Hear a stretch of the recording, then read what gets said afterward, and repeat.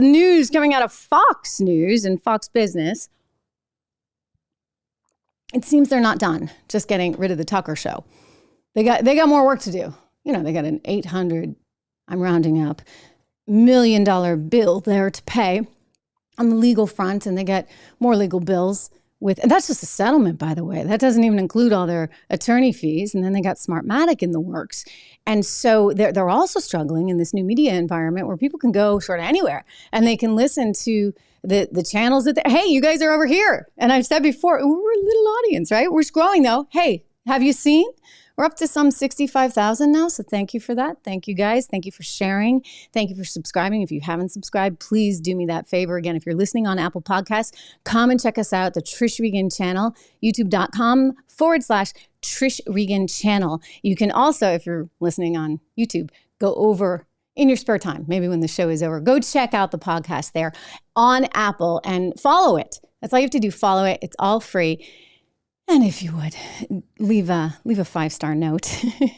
I always appreciate that. It's important, really, to get the word up. But my point is that Fox is in this really difficult sort of tunnel right now where it has to, it can go one of two ways. And, well, actually, it really can't. It can't really take any turns, shall we say, because the media business it is in fact dying.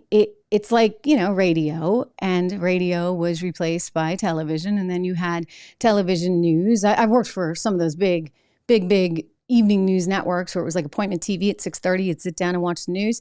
And very artificial in that they're very canned. I've told you the story before about you better not go longer than 9 seconds. You have 9 seconds for your tag.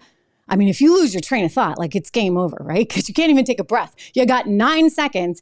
And you can't go a second over. Everything is so timed out. The prompter, which, by the way, I'm not reading a prompter right now. There's none of that. Like, this is just you and me.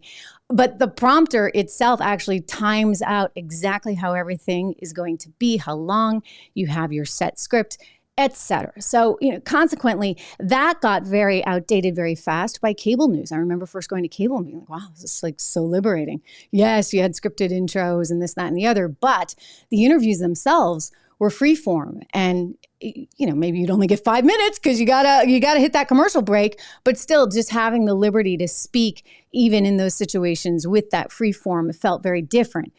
And now I'm here. Right? And it's all free form and there's no commercial breaks. I'm sitting here drinking my water on set because, occasionally you need to do that. I don't have a commercial break to do that in. Anyway, so it's a very, very different medium and one in which we can all speak together. And so Fox News doesn't have that option, only in that the way these cable agreements work with the AT&Ts or the DirecTVs of the world is that DirecTV will pay a certain fee in order to have Fox News or Fox Business in somebody's home or CNN. And so you can't, for competitive reasons, suddenly stream the exact same product for free online that you would be putting into somebody's home. And because these agreements are for various years and they're very profitable still, cable companies are not about to go and stream all their content. So sometimes they'll, hash it up after the fact and they'll put that out and they've gotten, I guess, the clearance to do so.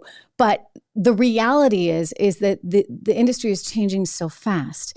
And while they're trying to get into different businesses, and you see that, for example, with Fox Nation, trying to be in the streaming industry, it's still pretty tough for them. And I think it will continue to be tough. So anyway, to the changes there at Fox News, let's get to that because indeed there are more. Do you guys know Steve Hilton? Steve Hilton, British accent. He had a great show on Saturdays. I love Steve. I think he always came at things with just a very new, fresh kind of perspective. I mean, the English accent helps, right? And he was on alongside Bongino on Saturday nights. And so it had kind of a nice feel to it. I always liked that show. And yet that show is going bye-bye. And then you have Kennedy, Lisa Montgomery Kennedy is her full name. A very nice woman, witty, smart, great sense of humor, had kind of a, different, right? Like different. And I think that Fox needed that because she sort of brought a different kind of edge, if you would, to their programming. And her show is going bye-bye as well. That's over on Fox Business, where I used to work. So it tells you something's up, right? They're getting rid of their opinionated commentators there on the weekends, and then they're downsizing over at Fox Business. They're going to put actually my former co-host, very smart guy, worked on the economic team actually in the Trump administration, would be Larry Kudlow.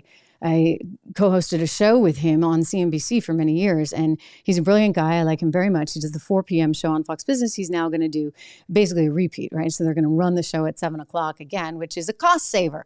I mean, hey, why not, right? You got the programming, just watch it again. And they must have made the decision that for whatever reason, the 7 o'clock ratings just weren't there enough to support the live show. So consequently, no more Kennedy, no more Steve Hilton. So the list just keeps growing. And they've made it very clear that they are going to make, or they have to, they haven't made it clear. I should actually be very cautious about saying that because Drudge made it clear. No one at Fox News has made it clear that there are any changes coming in prime time, just other than to say when the news broke there on Drudge, that Hannity would be moving to 8 and that Jesse would be moving to 9 and Greg Gutfeld would be moving to 10. And everybody said, well, what's going on with Laura? Like, what's happened to Laura Ingraham? And the message was from high on up, Laura's a vital part of our company and she'll continue to play a big role. So that was a good endorsement, let me just say, for Laura Ingraham, because yours truly did not get an endorsement when there were rumors floated out there in the mainstream media. I wonder where the rumors came from.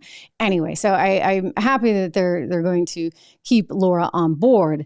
But Steve Hilton, now, Dan Bongino, so Saturday nights, forget about it. They've got some like weekend programming. It's got some milquetoast title, and they're going to have prompter readers on. And nobody, I guess, is going to give any opinion. It's just going to be, okay, here's the news. And maybe that works for them. I don't know. I don't know what the thinking is. To me, you want to win. And the only way you win is with good talent. And if you can't manage your talent, well, then you need new management, right? I mean, the place actually worked really well for many years. And now all of a sudden, it's like all HELL keeps breaking loose, which really does call into question how they're managing the company. There's also another reporter, one of you guys mentioned, that is leaving. So they're getting rid of another reporter. I mean, I'm just wondering, are they that hard up? Look, this company makes a ton of money. I've said that before. Like, they could go through the whole Dominion thing. It didn't really matter because they're making like $1 billion something a year. I mean, they're maybe more. Maybe it's like $2 billion now. I don't know. But it was definitely a lot of zeros next to the revenue number. And I would also point out that all those evening news shows I mentioned earlier, sure, they don't make what they used to, but there are ways to make businesses do more with less. And how do you do that? Cost cutting, right? This is what Google, otherwise known as Alphabet, recently did, because if you look at their earnings, it's like, wow, they didn't have as much ad revenue coming in, and yet their earnings were still strong. How did they do that? Cost cutting. And so that may be part of what is going on. We also saw recently that they got rid of the investigative unit, or maybe shuffle people around to other positions there. It all suggests that they need to tighten the belt. And big ticket talent that was getting paid for certain shows, the question becomes, well, do they keep those salaries? Do they keep the big salaries, or do they get a smaller salary because now they're just a contributor? Do they keep them on as contributors just to avoid the legal mess that you might have if you just say, see ya? Because it is pay or play, don't forget, so many of these contracts. And so, there's another one, the morning show. For those of you that may have watched at 4 or 5 in the morning, they're getting rid of one of those hours.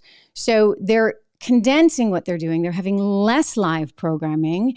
And it strikes me as a cost-cutting kind of move, just looking at a company and perhaps some of the challenges that they're facing right now. Even though they do make a lot of money, they now have more expenses than maybe they might have had in the past.